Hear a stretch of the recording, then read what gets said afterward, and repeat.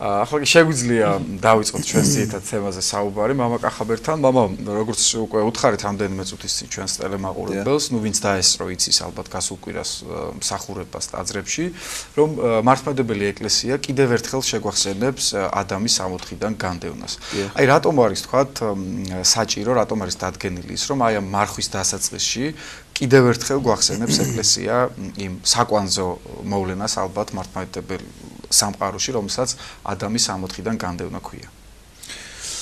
შევეცდები ახსნა, იცით, ძალიან მნიშვნელოვანი საკითხი გახლავთ ეს, იმიტომ რომ ადამიანის 60-დან განდევნა რომ არ ყოფილიყო, ჩვენ საერთოდ არჩენდობის კვირა დაგვჭირდებოდა და არც ესეთი მარხვა, რომელ მარხვასაც ახლა შეუდეგით დავმარხულობ და ამიტომაც მთავარი მიზანი აი ამ შეხსენების არის ის, რომ ადამიანმა იცოდეს, რომ რისთვის მარხულობს, რა უნდა მოინანიოს, რა მდგომარეობას უნდა გაერიდოს ზოგადად და რაღაცას თავი არიდოს, როგორ უნდა იმოქმედოს, ეს ყველაფერი არის აი ამ ადამიანის 60-დან განდევნა. არ ვფიქრობთ, რომ რაღაცა ეს ერთჯერადი პროცესია, ანუ გულისხმობ ერთჯერადი პროცესია, ისტორიულად შეიძლება ესე ითქვას, მაგრამ სულიერად ძალიან ხშირად მეორდება ეს კაცობრიობის ისტორიაში და არა მარტო რაღაცა საზოგადოდ ესე შეიძლება კი არ ითქვას, რომ თითოეული ჩვენგანის ცხოვრებაში რაღაცა საკითხისადმი დამოკიდებულება რაღაცა თქვა ცოდვა არ ცოდვის თუ რაღაცა თქვა გადაწყვეტილების მიღების დროს ადამიანი ხშირად შეიძლება იქცეოდეს ესე როგორც მოიქცა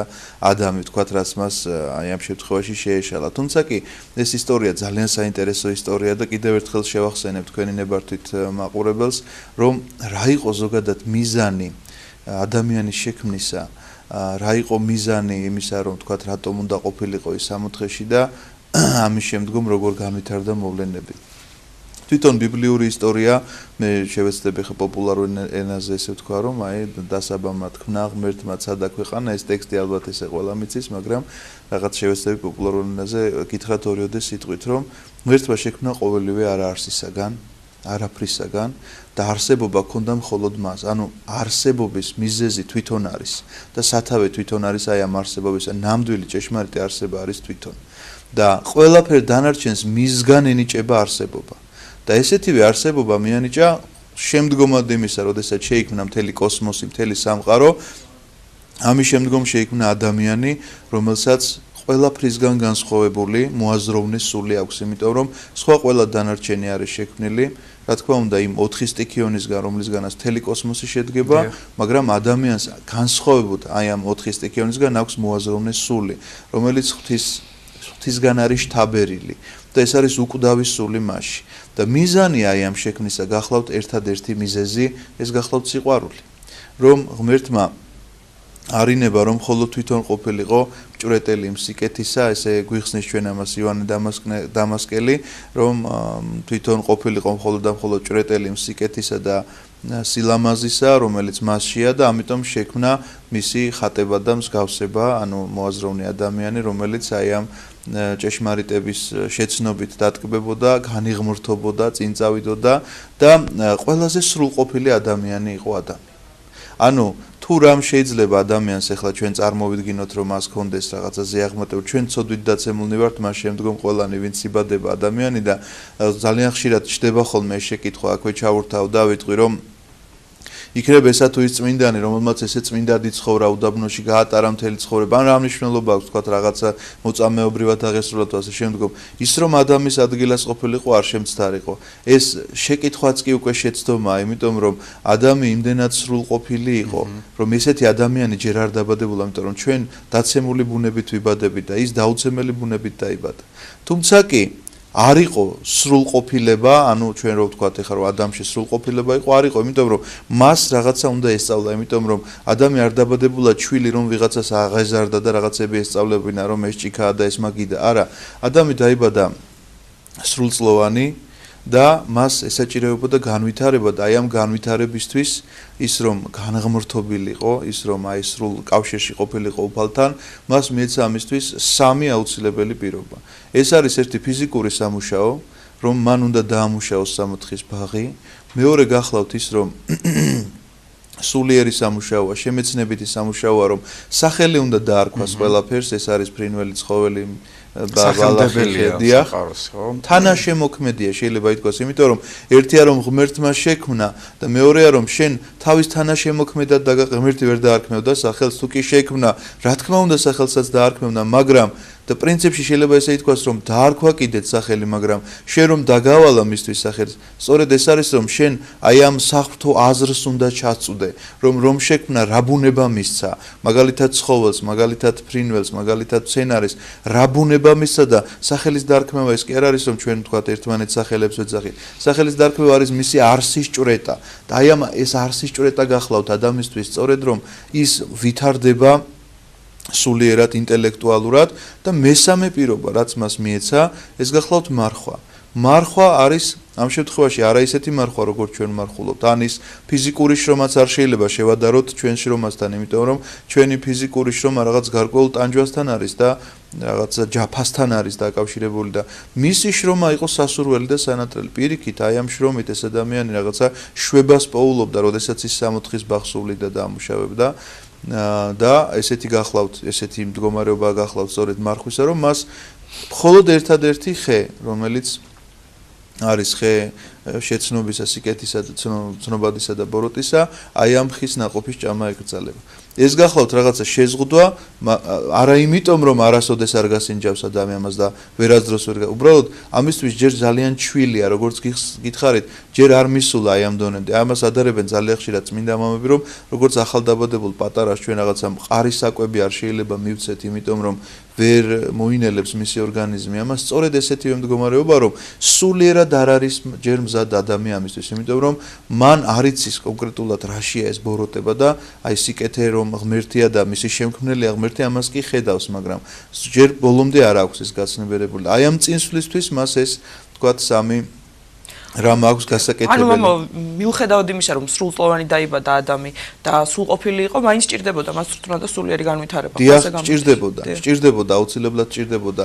უნდა წინ წასულიყო, ეს არ ნიშნავდა იმას, რომ სრულყოფილება რახან ვახსენებთ, უბრალოდ სრულყოფილება ჩვენთან შედარებით ვახსენებთ, რომ ადამი იყო სრულყოფილი, ვიდრე ჩვენ ვართ დაცემულ ბუნებაში, მაგრამ ეს სრულყოფილება არ ნიშნავს სრულ სისავსეს, ისეთივე როგორც ღმერთია, მაგრამ ამისკენ უნდა წასულიყო ადამი. აი აქეთკენ უნდა წასულიყო, განვითარებულიყო, მაგრამ საპირისპიროდ იმოქმედა ადამმა და თქვათ განხრთობის ნაცვლად დაეცა. ასე რომ ეს კიდევ სხვა ფაქტია, მაგრამ რატომ მოვყევი ეს ამხელა ამბავი, რომ ჩვენ კარგად ვაცნობიერებდეთ, უნდა რაოდენ დიდი სიყვარული აქვს ღმერთს ადამიანისა, იმიტომ რომ უფალს ეს არაფერში არ ჭირდებოდა, ადამის ვერც ცხონებით, ვერც დაცემით, უფალს არაფერი არ აკლდება. ეს კარგად უნდა ვიცოდეთ, იმით რომ იესო ქრისტე მოვიდა და ჯვარს ეცვა, ეს მას კი არ სჭირდებოდა. თითოეული ჩვენგანისთვის არის ეს აღსრულებული, ეს უდიდესი საიდუმლო, ეს გამოსყიდვის საიდუმლო და აი აქამდე მივდივართ საბოლოოდ ჩვენ ამას ვიხსენებთ საბოლოოდ, თუმცა კი ბიბლიურ ისტორიას ვყვებით ამ შემთხვევაში ცოტაოდენი რაღაცა განმარტებებს ურთავთ, რომ რა იყო ადამის შეცდომის მიზანი. თუმცა კი ჯერ უნდა სინანული ქონოდა მამაო, ანუ ვიცით რომ ევას დააბრალა, როდესაც შეცდოდა. დიახ, აი აქამდე უნდა მივიდეთ, მაგრამ ჯერ უნდა გითხრათ, რომ ევა როგორ შეიქმნა. ნახეთ რა საოცარი მოვლენაა ეს, რომ ნახულობს ადამი რომ ესე იგი მისი მსგავსი არაფერი არ არის, ანუ მოაზროვნე სული სხვას არაფერს არ აქვს, იმიტომ რომ მის ფრინველებს, ცხოველებს სახელს არქმევს და ღმერთი ამბობს რომ არ არის მისი მარტოყოფნა კარგი და შეუქმნათ მას შემწე. და ნუ ეს ისტორია ყველამისის რომ ადამი დაიძინებს და მისი ნეკნისგან ევა შეიქმნება და როდესაც ნახავს ადამი თავის აი ამ ევას პირველ სიტყვას ასე ამბობს რომ ესე არის ძვალი ძვალთა ჩემთაგანი და ხორცი ხორცთა ჩემთაგანი და ამას ეწოდოს ცოლ და ნახეთ რა საოცარი ამბავია, როდესაც ჩვენ თანამედროვე ქრისტიანულ ოჯახზე გვეკითხებიან, სწორედ ეს არის ნამდვილი სიყვარული და მეცაც გეტყვით რომ პირველი სასიყვარულო ჰიმნი შეიძლება ითქვას რომ ეს ადამიანის სიტყვებია, იმიტომ რომ ის ევაში ხედავს თავის თავს. ესეთივე უნდა იყოს ცოლ-ქმრის ურთიერთობა დღევანდელი ქრისტიანული ოჯახის სწორედ ესეთი უნდა იყოს, რომ თავის თავს უნდა ხედავდნენ ერთმანეთს, ცოტას გადაუხვევთ ემიდან და ოჯახზეც გეტყვით, იმიტომ რომ აი ნამდვილი ოჯახის წინასახე, ანუ როგორი უნდა იყოს, ეს არის სწორედ ადამიანისეული მდგომარეობა, იმიტომ რომ ამ სიტყვების თქმისას ის აბსოლუტური განცდა აქვს, რომ ის ევა თვითონ არის და ევას განცდა აქვს და აი როგორც პავლე მოციქული წერს შემდგომ რომ მამაკაცი თავია და ცოლი მორჩილი უნდა იყოს და როგორ უნდა უყვარდეს მამაკაც ცოლი. ამის შესახებ წერს რომ ესე შეიყვარე ცოლიო ვითარცა თავითვისიო. ანუ როგორც საკუთარი თავი უყვარს მამაკაც ესე უნდა უყვარდეს ცოლი და ცოლს რათა ეშინოდეს მისა. თუმცა კი ეს შიში არ არის მონური შიში. ეს კარგად უნდა ვიცოდეთ. არამედ შიში იმისა რომ ვინ ძალიან გიყვარს მას არ აწყენინო. აი ამისი შიშია. და ეს ძალიან მნიშვნელოვანია ჩვენ ძალიან ხშირად რაღაც საქილიკო თემად გახდება ხოლმე ეს რომ ცოლი მორჩილი უნდა იყოს და ცოლს უნდა ეშინოდეს არავითარ შემთხვევაში ეს კნინობით ფორმას არ ნიშნავს რომ რაღაცი დაკნინებულია ცოლის მდგომარეობა და სულ მდგომარეობაშია პირიქით ნახეთ როგორი ზიაღმატებულია რომ ქმარს ისე უნდა უყვარდეს როგორც საკუთარი თავი და ცოლს უნდა ეშინოდეს არა როგორც მონური შიშით არამედ ისე რომ ვიღაცა რომ ძალიან გიყვარს არ აწყენინო გაუფრთხილდე აი ამ სიყვარულს და აი ამ მდგომარეობას და სწორედ ეს არის ადამთან და ევასთან ეს ცოდვით დაცემამდე მაგრამ როგორც კი მოხდება შეცდომა აი რაღაც თქვენ წეღან გაიხსენეთ და ბრძანეთ ნახეთ რა მდგომარეობაში აღმოჩნდებიან ისინი ცოდვით დაცემა რას გამოიწვევს რომ პირველი რასაც ღმერთი რომ კითხავს ადამიანს რომ აი რატომ მოხდა ეს მე კი არაო შენ რომ ხალი შექმენი ანუ გაწირა ფაქტიურად ეს ადამიანი მან ევა რომელშიც საკუთარ თავს ხედავდა უკვე გაუცხოვდა მისთვის უცხო გახდა და დამნაშავე გახდა მისთვის იმიტომ რომ ეუბნება რომ მე არა ვარ დამნაშავე ის არის და თუ ის არის დამნაშავე მაშინ ის უნდა დაისაჯოს და აი ამ სასჯელისთვის იმეტებს როდესაც შენ რომ თავი ხარ სწორედ ამას ნიშნავს რომ შენ აგებ პასუხს ყველაფერს ის კი არ აგებს პასუხს შენ ხარ პასუხისმგებელი ამ ყოველივეზე მაგრამ მაინც მე მინდა აი კონკრეტულ ისეთ საკითხს შევეხო აი რატომ მოხდა ეს დაცემა რა იყო ეს აი მიზეზი რა ეს შეთავაზება რომ თქვათ პროვოკაციული იყო გასაგებია მაგრამ რატომ დათანხმდა ამას ადამი უამრავი ახსნა აქვს ამას რომ რაღაცა ეს ამპარტავნება და ეს რაღაცა სიამაყე და ეს რაღაცა ღმერთთან გატოლება რა თქმა უნდა ეს ყველაფერი არის რა თქმა უნდა მამებიც ესე ბრძანებენ მაგრამ თავარი მაინც იცით რა გახლავთ რომ იოლი გზა იპოვა ადამიანმა მიზნის მისაღწევად ყველაფერი შესამეცნებლად ხო დიახ ნახეთ ბოროტი რომ მოდის და აი პროვოკაციულ რაღაცა შეთავაზებას უკეთებს ევას ეუბნება რომ ნახეთ როგორ იწყებს ჯერ საუბარს რომ ყველა ხის ნაყოფის ჭამა გაქვთ ხო მაგძალული თავარი რომ მასთან შევიდეს აი ამ პოლემიკაში ევა იმიტომ რომ ამ პოლემიკაში მე უკვე აუცილებლად მისია თუ კი გაყვა მას აი ამ საუბარზე უკვე მისია და მართლაც ესე მოხდება ნახეთ რომ ის ეუბნება არა როგორ გეკადრება არა ყველა კი არა ერთი ხის განა არიცის რომ მხოლოდ ერთი ხისგან მაგრამ აი თავარი გამოწვევა აი ძალიან ხშირია ჩვენს თანამედროვე ცხოვრებაში რომ ესეთ რაღაცა გამოწვევას უკეთებენ ეკლესიას, ეკლესიის წევრებს და აი გონიერება გმართებს, სწორედ ამით რომ არ უნდა აყვე აი ამ პროვოკაციას, უნდა მიხვდე რომ აი ესეთი შეკითხვა რომელიც დაისმება, რომელიც რეალობასთან არ არის კავშირში, რომელიც ტყუილია და აი ამ რაღაცა შენს გაღიზიანებას იწვევს და თითქოს ახლა შენ სიმართლის დამცველი უნდა წარმოჩნდე თქვა რომ არა როგორ გეკადრებათ ყველა ხისგან კი არა ერთი ხისგან იცოდეთ რომ ძალიან ხშირად აი ამ მიზანს ემსახურება რომ შენ გამოგიწვიონ იმისთვის რომ აი ამ პოლემიკაში შესული მერე ძალიან ხშირად გონებას კარგავ და თავს ვეღარ აკონტროლებ და ვითომ ჭეშმარიტების დამცველი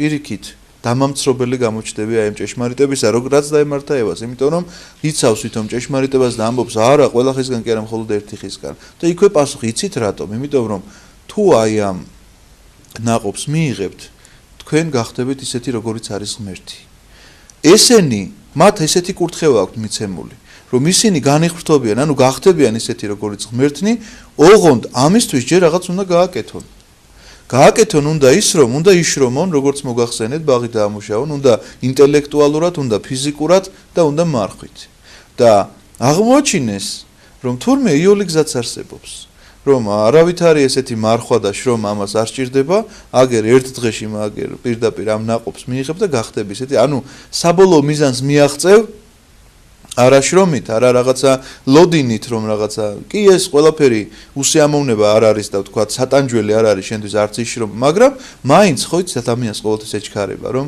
აი რაღაცა დღეს თუ შეიძლება რატომ უნდა გადადოს ხვალისთვის და ზეგისთვის, რაც შეიძლება დღეს გაკეთოს და ყოველთვის ჩქარობს და ყოველთვის სადღაცას გარბის და განსაკუთრებით ამ ბოლო პერიოდში და აი ეს იყო სწორედ ადამიანის მდგომარეობა და მათ მიიღეს ეს ნაყოფი იმისთვის რომ ნახეთ ალტერნატიული სიცოცხლის წყარო აღმოაჩინეს თავიანთ თავში. მათ იფიქრეს რომ თუ კი ეს არის ის ნაყოფი რომელიც ჩვენ ისეთებად გავხდის როგორიც არის ღმერთი, მაშინ რაღაცი გვჭირდება ღმერთი. მათ ფაქტიურად უარყვეს თავისი შემოქმედი.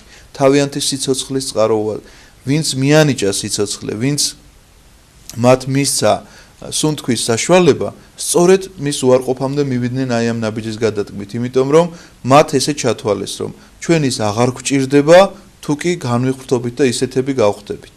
და ისეთები რო გავხდეთ, აგერ თურმე ყოფილა ერთი ნაყოფი ხისა, რომელიც ამას ესე გააკეთებს. ამავდროულად არ აქვს სინანული, ხო, მამა? ანუ არ შეინან ადამიანმა. დიახ, აი ეს კიდევ ცალკე პრობლემაა, იმიტომ რომ ჯერ ფიქრი უკვე, იცით რა, ამის შემდგომ რომ ისე მომხდარიყო, აი ხშირად კითხულობენ, რომ ხო შეიძლება ღმერთს არ დაეშვა. აღარ შეიძლებოდა რომ არ დაეშვა და იცით რატომ? თავის გონებაში უკვე მათ ესეთი რამ მოიქცეს. ხო, ამ და საერთოდ რატომ შექმნა ეს კითხვაც ისმის, თუ კი მან ხო ყველაფერი იცოდა წინასწარ, ანუ რატო შექმნა ეს? ამ კითხვაზეც რა თქმა უნდა პასუხი არსებობს, რომ თუ კი იცოდა რომ დაეცემოდა, რატომ შექმნა? გამოდის რომ თუ კი ამის გამო არ შექმნიდა ღმერთი ადამიანს, გამოდის რომ ჩანაფიქრშივე ბოროტება გამარჯვებული იყო. ანუ ღმერთი იტყოდა რომ მე ადამიანს არ შევქმნი, იმიტომ რომ ბოროტი მას მოერევა. აი ამ ჩანაფიქრშივე ბოროტება გამარჯვებულია.